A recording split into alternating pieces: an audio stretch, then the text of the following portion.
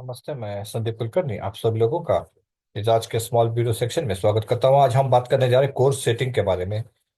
हम सभी जानते हैं कि कोर्स सेटिंग एक बहुत ही अहम एस्पेक्ट होता है फाउंड्री का, जिसमें जो मोल्ड होता है, मोल्ड के अंदर कई जगह जहां पर आपको कैविटीज बनानी है, क्रिटिकल एरियाज है, क्रिटिकल शेप्स है, वहां पर आपको कोर्स डालने पड़ते हैं। तो कोर का रखना या कोर सेटिंग ये बहुत ही इम्पोर्टेंट और स्किलफुल वर्क है, जिसके बारे में आज हम कुछ जानकारी करेंगे कि क्या रोल होना चाहिए वहां पर, किस तरह से काम करते हैं, क्या प्रिकॉशंस करनी लेनी चाहिए, क्या प्रैक्टिसेस वहां पर अप्लाई करनी चाहिए। इसके बारे में आज हम थोड़ी सी जानकारी लेंगे। कोर सेटिंग अब सबसे पहले तो यहाँ कोर सेटिंग की जो शुरुआत होती है वो होती है कोर के इंस्पेक्शन के साथ में। So core inspection is the first important stage in core setting activity. तो कोर का इंस्पेक्शन करना बहुत इंपॉर्टेंट है, क्योंकि कोई भी खराब कोर आपके मोल्ड के अंदर नहीं जानी चाहिए। कोई भी टूटी हुई कोर, डैमेज कोर या एक्सेस डिबरिंग की हुई कोर, रिवर्क वाली कोर नहीं जानी चाहिए। तो कोर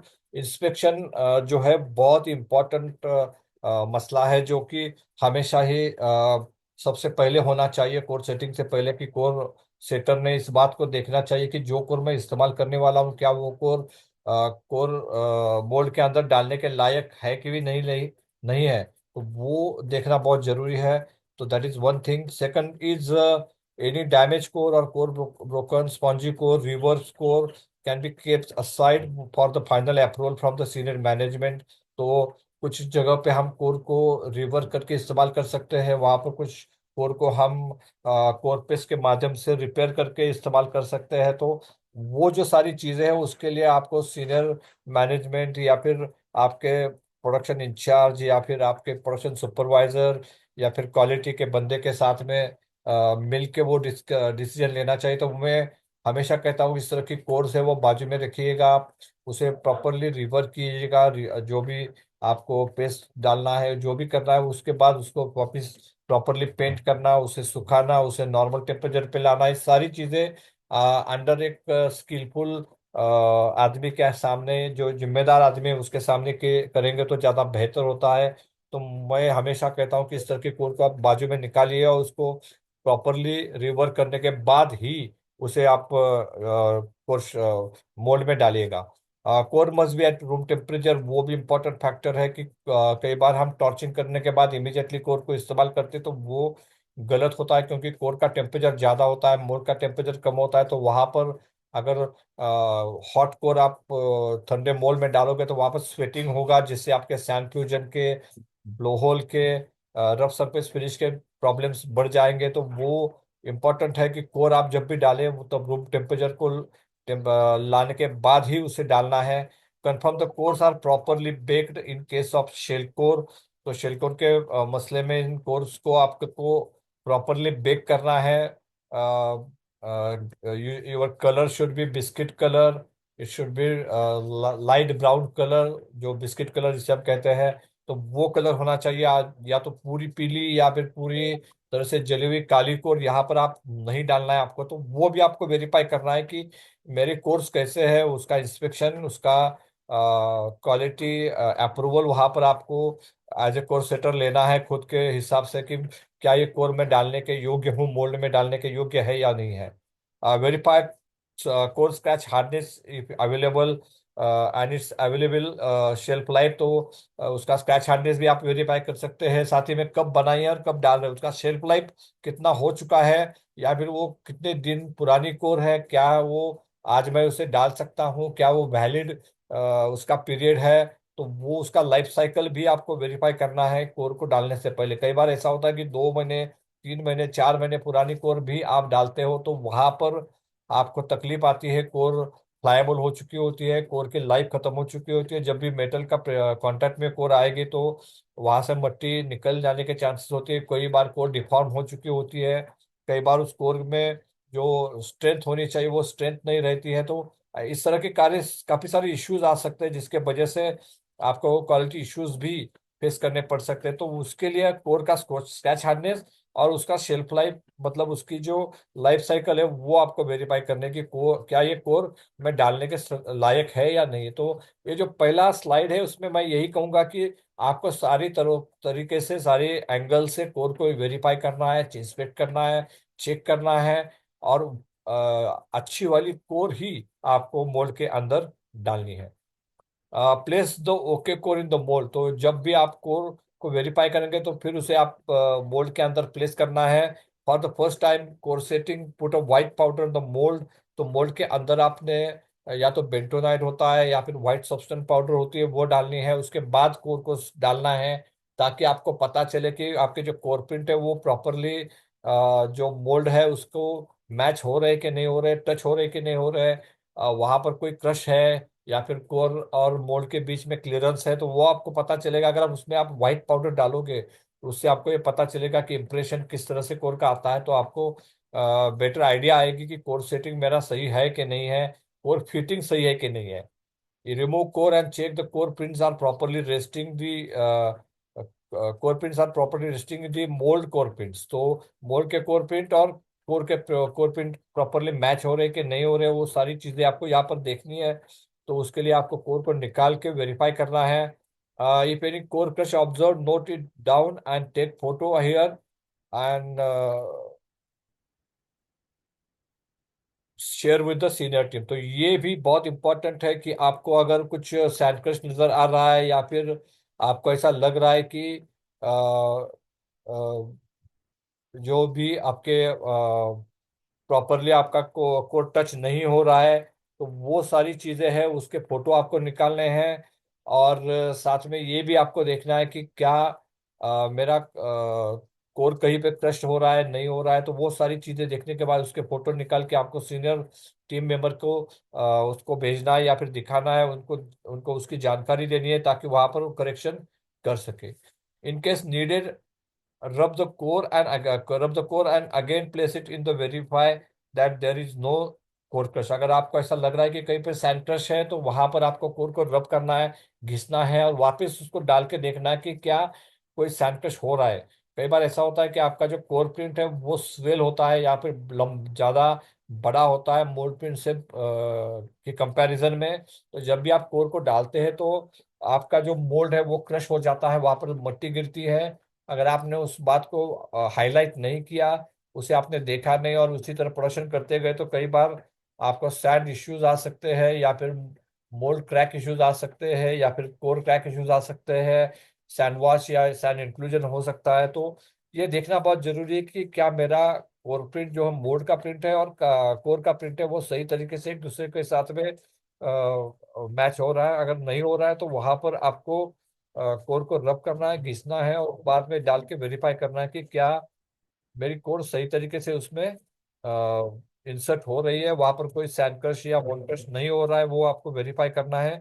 साथ ही में आपको ये भी जानकारी देनी है कि ये जो क्रश है वो किस एरिया में हो रहा है, कौन से डायमीटर पे हो रहा है, कौन से प्रिंट पे हो रहा है, वो सारी फोटोज लेके वो सारी इंफॉर्मेशन, सारी जानकारी आपको आपके सीनियर्स को देनी है ताकि वो उस कोर बॉक्स में करेक्शन कर सके। क्योंकि मैंने जैसे कहा कि आपको कोर को रब करके डालना है, but rubbing should not be regular practice and it should be avoided by correcting the core pins. तो ये बहुत इंपॉर्टेंट है कि जो कोर का खींचना है वो रेगुलर प्रैक्टिस ना बन जाए।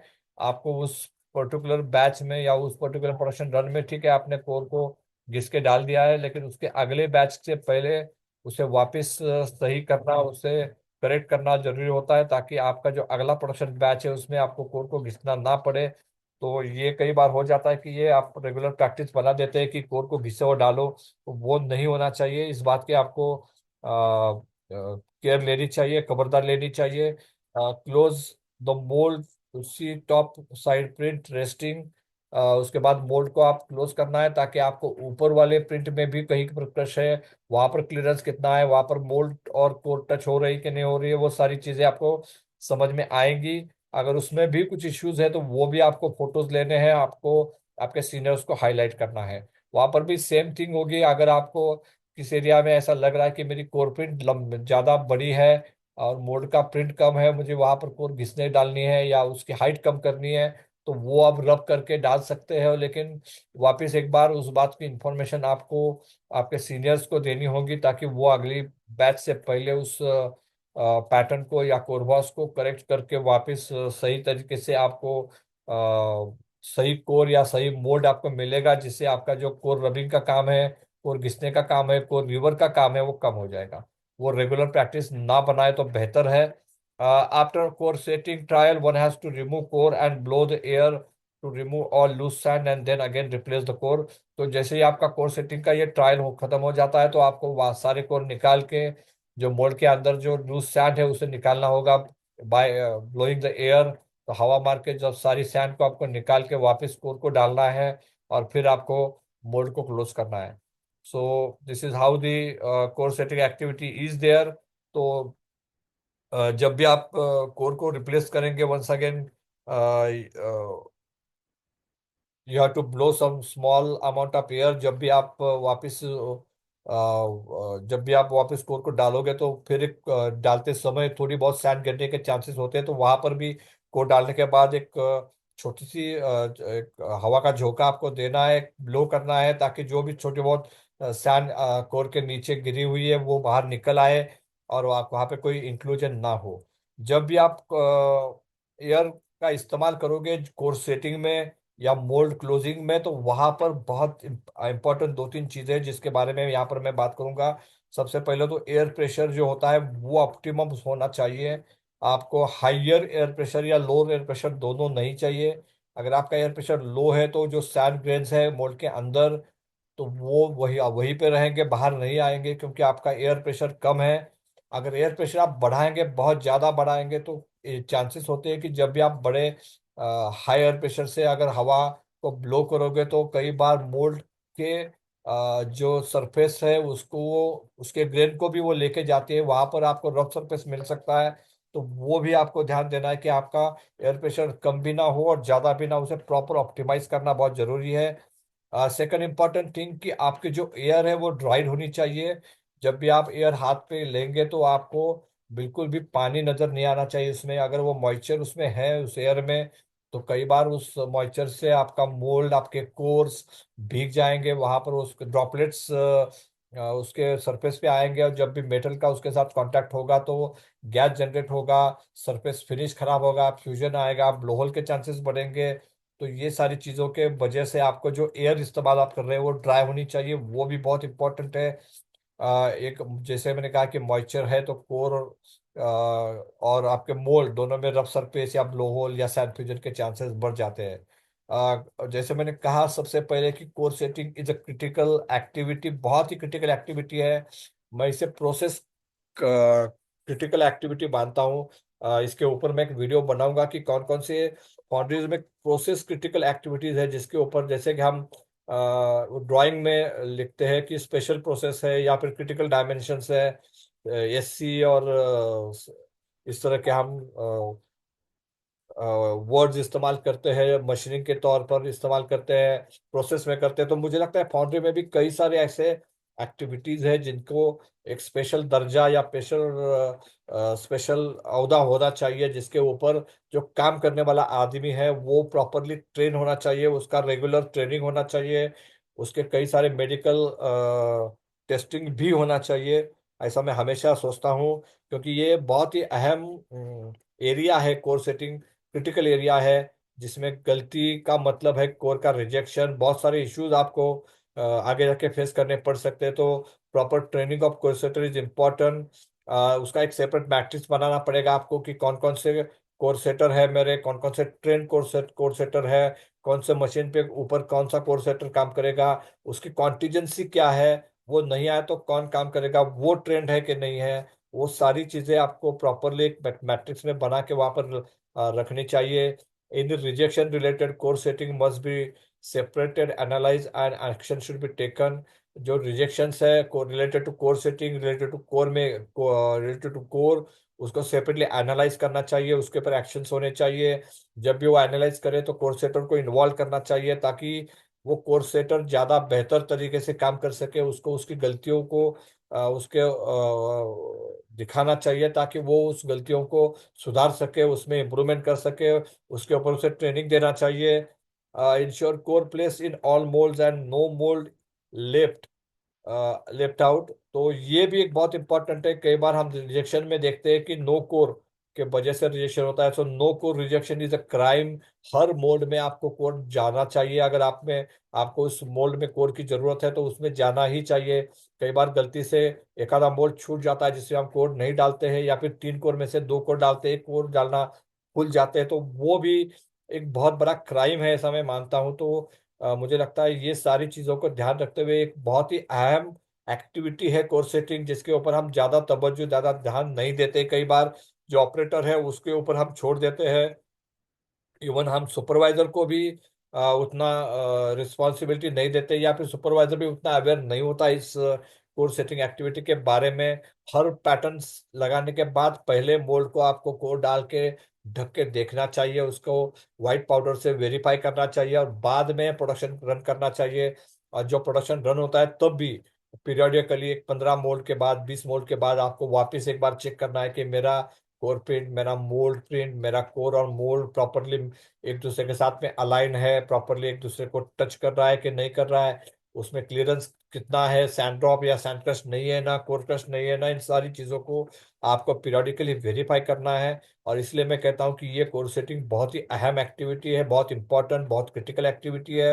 आप इसकी तरफ जरूर ध्यान दीजिएगा, ताकि जो आपका जो क्वालिटी है कास्टिंग की वो ज़्यादा बेहतर आए, रिजेक्शंस आपके कम हो। और मुझे उम्मीद है कि ये वीडियो आपको पसंद आया होगा, और आप डेफिनेटली आपके कोर सेटिंग एरिया में ये मैट्रिक्स बनाएंगे, जिसमें आप जो आपके प्रमुख कोर सेटर है उसके नाम आएंगे, उसके फोटो आएंगे, उसकी कॉन्टिजेंसी आएगी, और आप वेरीफाई करेंगे कि क्या मेरा वही आदमी आज कोर सेटिंग कर रहा है कि नहीं कर रहा है। अगर वो नहीं कर रहा है तो इसका मतलब कोई चेंज है, अगर वो चेंज है तो क्या आपने प्रिकॉशंस ली है, क्या आपने काउंटर मेजर्स लिए हुए हैं। इन सारी चीज़ों को आपको वेरीफाई करना है। मुझे उम्मीद है कि ये वीडियो आपको पसंद आया होगा, और आप इस वीडियो से कई सारे पॉजिटिव्स लेके आके जाएंगे, और आपके ऑर्गेनाइजेशन में, आपके फाउंड्री में इसका बेहतर इस्तेमाल करेंगे। इस उम्मीद के साथ मैं इस वीडियो को ख़त्म करता हूँ। आपका बहुत बहुत शुक्रिया। Thank you very much.